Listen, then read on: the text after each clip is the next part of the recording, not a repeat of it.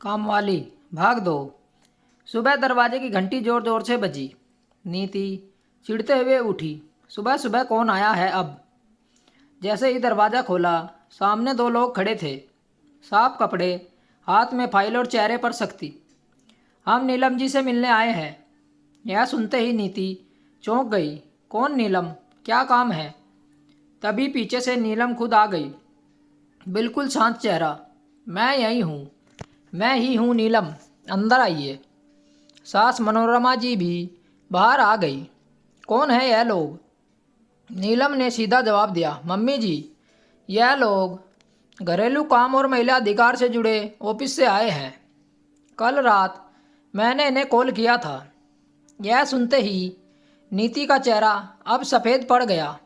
क्या तूने बाहर वालों को घर की बात बता दी? नीलम ने बिना हिचके कहा। जब घर वाले इज्जत नहीं देते तो बाहर वालों को ही बुलाना पड़ता है। उसकी आवाज़ में अब डर बिल्कुल नहीं था, सिर्फ एक ठहराव था। वो लोग अंदर आकर बैठ गए और सीधे बोले, हमें शिकायत मिली है कि इस घर में एक महिला के साथ कामवाली जैसा व्यवहार किया जा रहा है। सार्वजनिक रूप से अपमान किया जा रहा है। सास मनोरमा जी ने तुरंत बात संभालने की कोशिश की। अरे नहीं नहीं, यह तो घर की छोटी मोटी बातें हैं, यह तो हर घर में होती रहती हैं। आप लोग गलत समझ रहे हैं। लेकिन इस बार नीलम चुप नहीं रही। छोटी बात तब होती है जब गलती से कुछ बोल दिया जाए, लेकिन जब रोज़ किसी की इज्जत गिराई जाए, वह भी जानबूझकर, तो वह आदत बन जाती है। उसकी बात सुनकर कमरे में सन्नाटा छा गया। नीति अब गुस्से में तिलमिला रही थी। भाभी, तू पागल हो गई है क्या? मोहल्ले में हमारी नाक कटवाएगी। नीलम ने उसकी तरफ देखा और धीरे से बोली, नाक तब कटती है दीदी जब इंसान गलत करता है। जब आप मोहल्ले वालों के सामने मेरी इज्जत उतार रही थी, तब नाक नहीं कट रही थी? आपके सच बोलने से नाक कटती है।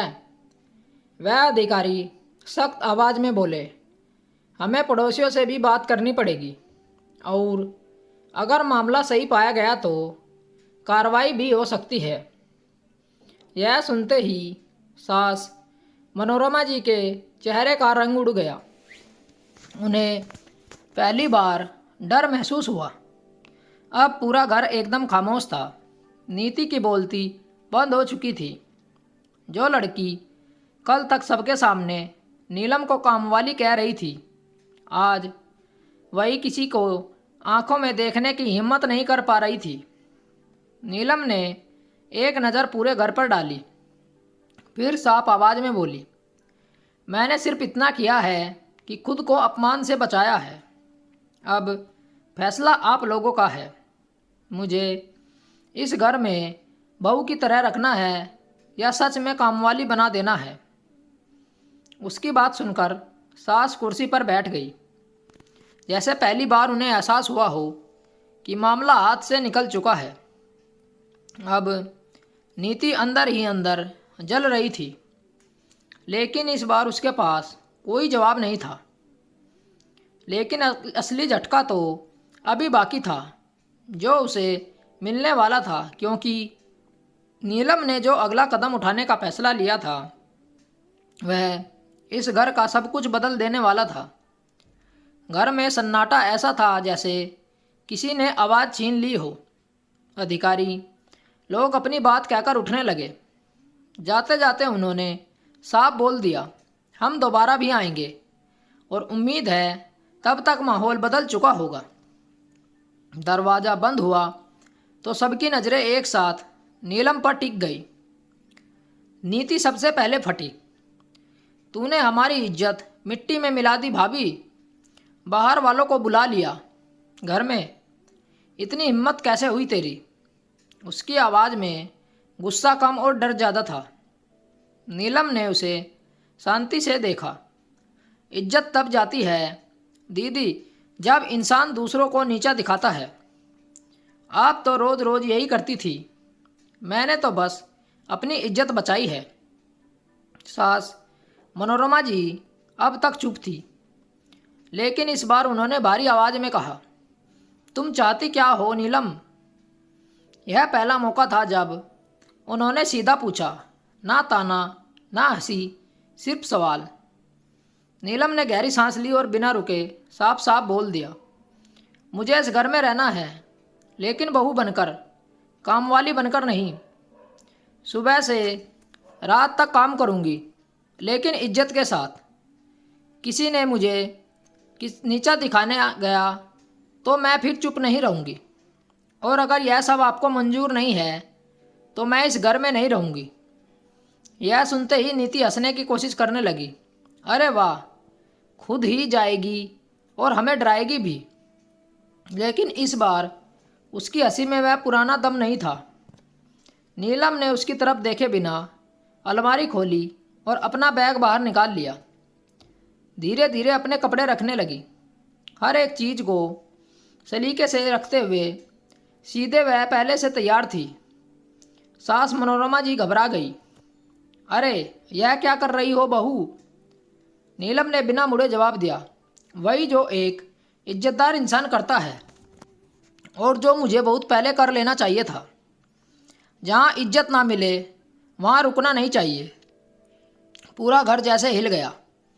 नीति पहली बार चुप खड़ी थी। उसे समझ नहीं आ रहा था कि अब क्या बोले, और सांस की आंखों में घबराहट साफ दिख रही थी।